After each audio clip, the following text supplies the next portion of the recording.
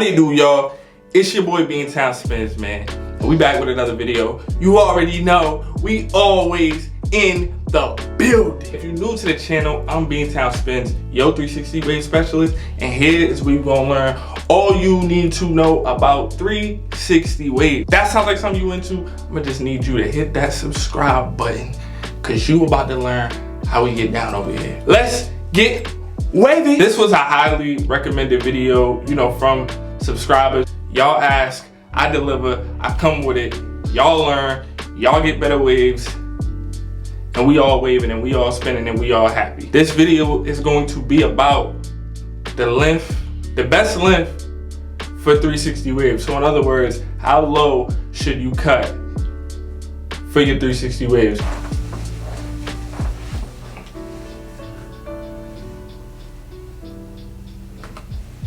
See what I'm saying? Been a little minute since y'all seen the wave check. We looking alright. Looking alright, looking healthy. Let me know what y'all think. So as a beginner, I know when it comes to this wave thing, you may be trying to figure out, what length, like how low, how do I really get my waves to look like they gonna pop, or how to really make them look more defined. And there's a lot of different things that you can go about it. Now, specifically, I always let you know, depending on what kind of waver you are, everything I say may not apply to you. So you gotta take some things that I say with a grain of salt. If for example, you don't have the same hair texture as mine, or if you're not a coarse hair waver, you know what I mean? Take those things into consideration. But right now, this length, if y'all liking the way I'm looking right now, for my coarse hair wavers, my medium, my medium hair wavers, this is a 2, yo. This is a 2. You know what I'm saying? I like to keep my hair around this length because I feel like my waves pop, my waves look real defined, and with my hair health and all the products that I add, I just feel like this is a good look for me. Now, if you're a straight hair waver, straight hair wavers, they stay with higher guards, because their hair is like thin. You know what I mean? Their hair is thin. So they stick with higher guards because they need way more hair than coarse hair wavers need on their head to really wave.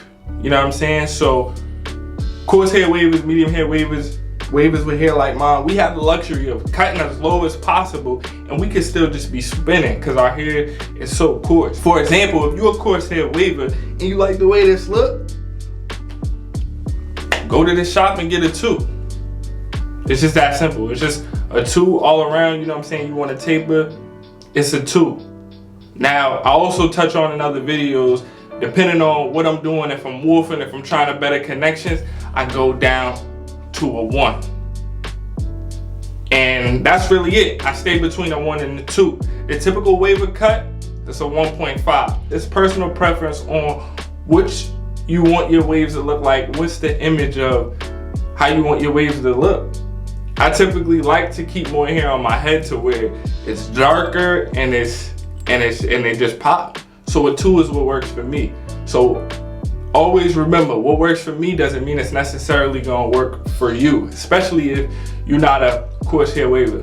If you're a straight hair waver, again, they typically stick with higher guards because they need to keep more hair on their heads, for their waves to pop more. I can't tell you what the best length is for you, but I can give you those things for you to think about.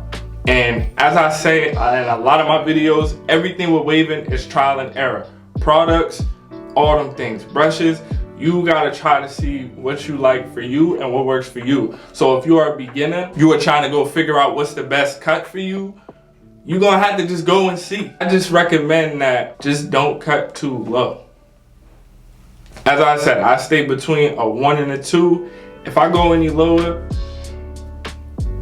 I'm probably not gonna be satisfied with my cut. That's what I learned. You wanna make sure you're not wasting progress or losing progress. I had to learn what a 1 look like, what a 2 look like, what a 1.5 look like. Google it. You know what I'm saying? For real, do whatever you gotta do to figure out how you want your waves to look. And once you figure that out, you in the game. You become a waver, you learn these things. After every cut, take pictures, you know, full wave, and just see how it looks all around and just see if you're really satisfied with it. We all know what it feels like when we satisfied with a cut and when we not. That's just something we know when we get cuts, yo. When we get out of that chair and we looking at it and we satisfied, we feel it. So if you don't feel it, that means you ain't find it yet. So just keep finding it and keep searching. And you know, don't be ashamed. If you're a beginner, this is just a process. It take a minute to get to where I'm at, you know, as far as my waves and the things that I'm explaining to y'all that I understand now. It's just what it is. So let me know down below in the comments, you know what I mean, if you know what kind of cuts you be getting. How low do y'all be cutting? What type of waver are you? Let me know. Do I have any straight head wavers that tune in to Beantown Spins? You know what I'm saying? Because even if you're not a coarse head waver, you can still tune in because we still waving at the end of the day. We all part of the same community. So let me know down below. You a straight head waver, you a coarse head waver, medium hair texture waver, how you like your cuts. You get a 1, a 2, or 3, against the grain, with the grain. Let me know down below, all right? If you got any value out of this video, always be sure to like, share, and subscribe, and leave those comments. It's your boy Beantown Spins, man. We signing off.